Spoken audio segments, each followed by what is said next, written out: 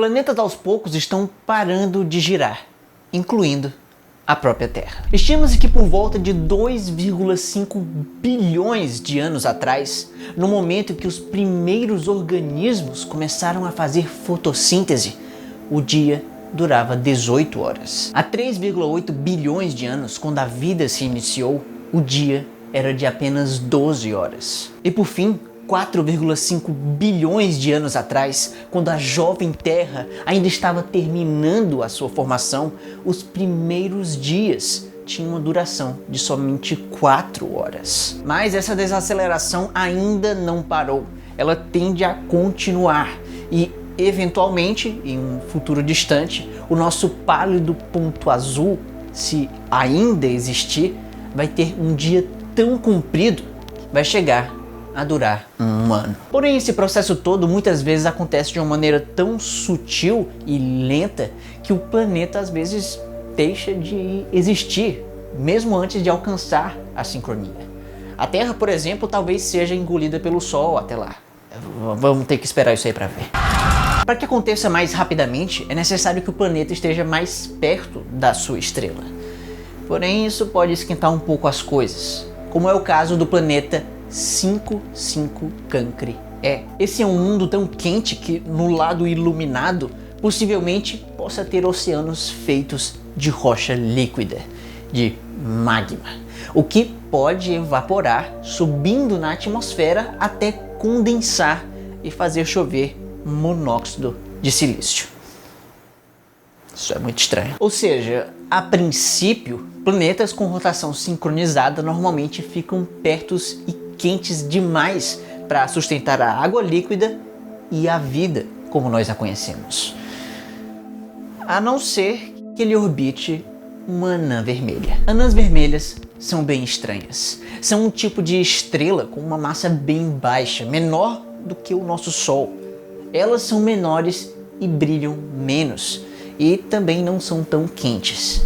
E isso significa que, mesmo muito perto, um planeta com rotação sincronizada poderia não ser tão quente assim e também abrigar vida. Veja, por exemplo, a anã vermelha TRAPPIST-1. Ao seu redor existem 7 exoplanetas, 3 dos quais possivelmente estão na sua zona habitável. Inclusive, caberia com bastante folga todo o sistema TRAPPIST-1 dentro da órbita de Vênus, a menor do nosso sistema solar. Os mundos dessa estrela estão tão pertinhos uns dos outros que, se um observador na superfície de um deles olhasse para cima, daria para ver os detalhes a olho nu de outros planetas pela sua vizinhança. E alguns deles possivelmente também teriam vida. Além dessa anã vermelha, temos ainda a estrela mais próxima de nós, chamada de Próxima Centauri, que possui um exoplaneta que também pode abrigar água líquida e vida. E, para ser sincero, anãs vermelhas são o tipo de estrela mais comum do universo. Estima-se que elas representem 80% do total de estrelas da nossa galáxia.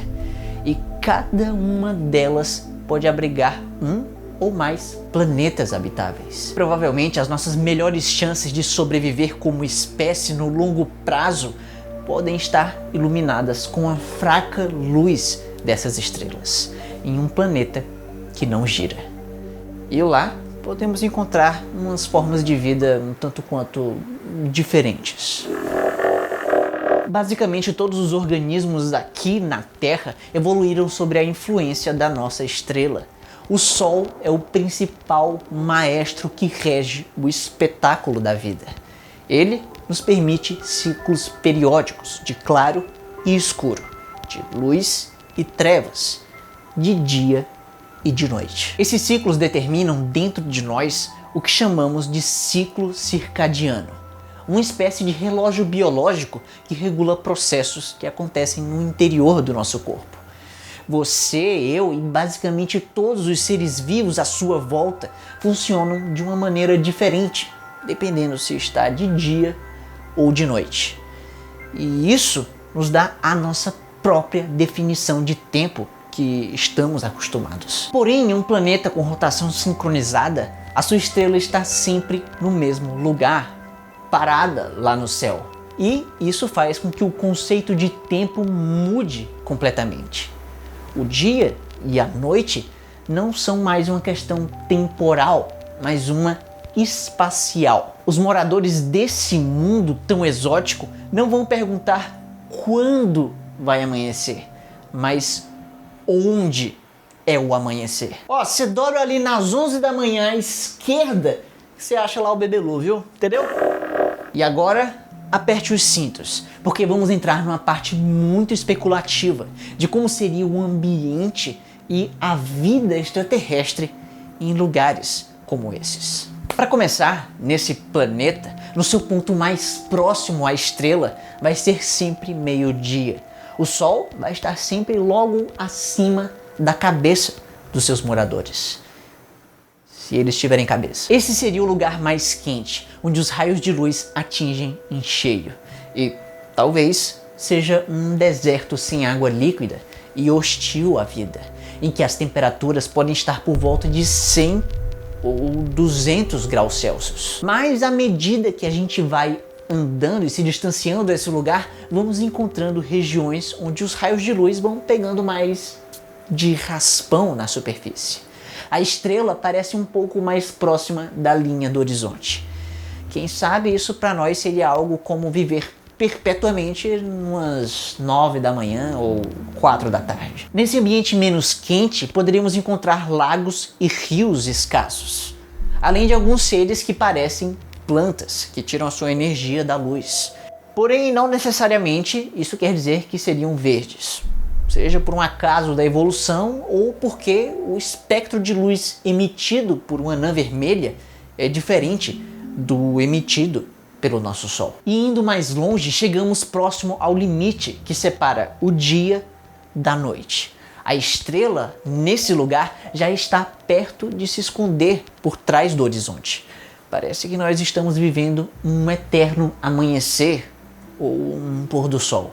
E é aqui que talvez encontraremos a maior biodiversidade desse mundo. A penumbra torna esse ambiente nem muito quente e nem muito frio. E também a água aqui, por causa disso, pode ser mais abundante. Mas pelo fato da luz ser mais fraca, essas plantas teriam que ser muito mais eficientes e tentar aproveitar o máximo possível a energia luminosa. E quem sabe poderiam chegar a absorver quase que todo o espectro da luz visível para nós humanos, o que as faria serem pretas. Depois disso, se ultrapassarmos o limite entre o dia e a noite, vamos encontrar um lugar onde a luz nunca toca, que terá no máximo água na forma de gelo e será muito, mas muito frio, podendo fazer cerca de 200 graus negativos, o que iria também dificultar muito a presença de vida. Eu não acho que passaria férias lá. E se a gente juntar o deserto, o anel de vida ao redor dele e o gelo, algumas pessoas dizem que isso se parece com um olho. E elas têm todo o direito de estarem erradas.